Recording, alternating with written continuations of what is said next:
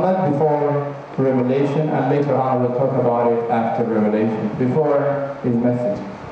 This is the map where Muhammad had his geography for where Muhammad was in the Arabian Peninsula in the city of Mecca. Chinese say Maija. Okay, and I think now scientifically Mecca is the center of the world, where some scientifically is the center of the world. Mecca, located in the eastern edge in the largest continuous stand desert. The desert there, you see in the map here, covers 3/4 of the Arabian Peninsula. Hot desert, environment very harsh. The Arabian Peninsula is located southwest Asia between Red Sea and the Persian Gulf. Desert also include raised plain, area of flat land, lacking rivers, and small lakes. Look here, see the environment we're talking about is so harsh, but at the same time you establish a very high, change the world from a place almost there's nothing there. Muhammad's childhood. And the first one, the important thing, which sometimes people are surprised, he is descendant of Ismail, the first son of Abraham. Muhammad was born in a merchant family in Mecca. The only problem was that his father died before he was born, so he was an orphan. And his father died when he was 6 years old, and his nurse placed the boy with his grandfather, Ali Sahib. When Muhammad was 8, his grandfather died. He grew up at his paternal uncle's house and remained there for many years. Years after the revelation,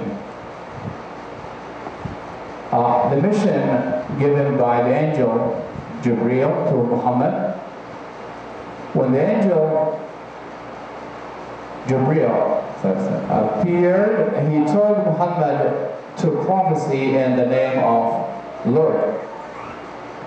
What's the mission? Restore the worship of one true God alone. To restore the worship of God. That's the message of the mission of our Prophet. Faith called Islam, peace by obedience to the will and commanders of God. Peace by obedience to the commander of God. Those who follow call Muslims. The ones that accept the message of peace by obedience to God. So we have Islam and Muslim. Yathrib to Medina, places in Saudi Arabia. In the year 622 CE, he was driven from the city of Mecca by his own people, by the Quraysh clan, and embarked on the Hijrah. The community of Ummah, or Islam, originated at the moment when Muhammad began the Hijrah, or Hajj, or pilgrimage, and the Islamic calendar. In Medina, Muhammad began preaching Islam and won many converts. Changed the direction of prayer from Jerusalem to Mecca.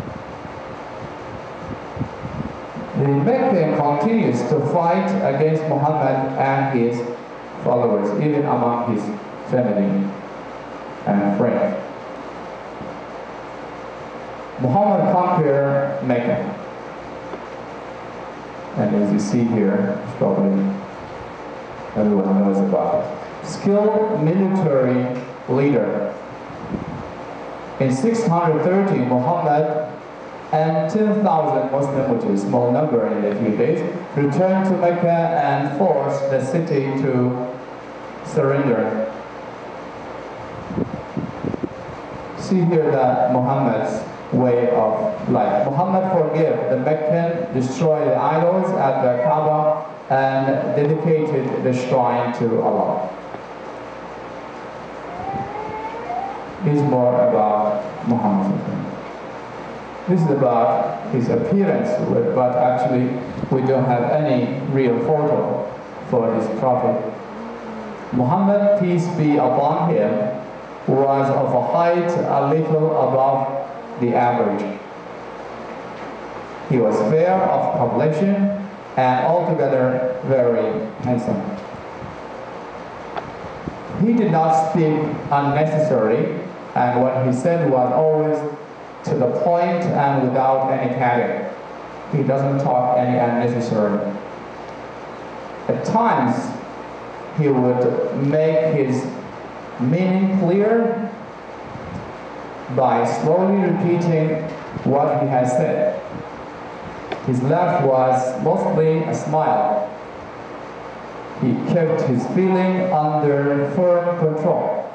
That is the appearance of Muhammad Sallallahu. His dress generally consisted of a shirt, trousers, a sheet thrown around the shoulder, and a turban around his head. His blanket had several patches. He had very few spare clothes, but he kept them spotlessly clean.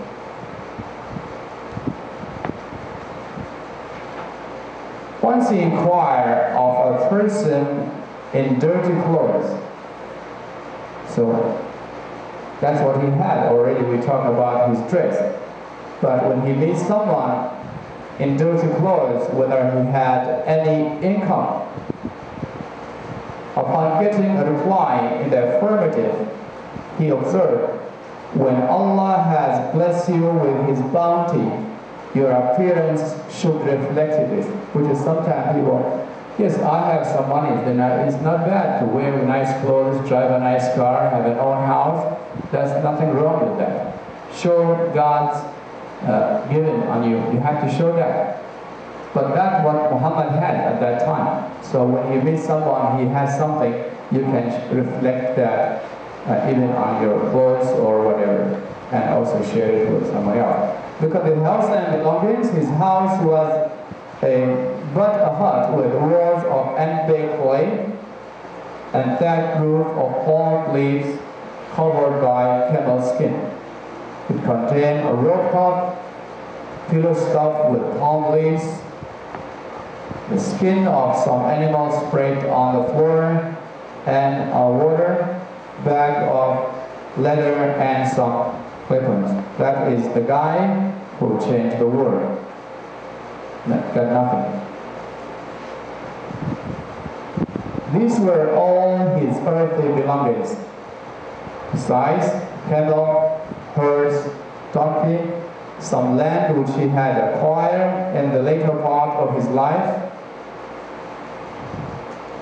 These are some of the Muslims who Taiwan. Sometimes he slept on his cot. Small bed, in American language we say, is kind of camping bed, cot, just for camping. Sometimes on a skin or ordinary mattress, sometimes on the ground. For his discipline, who wanted to offer him a soft bed.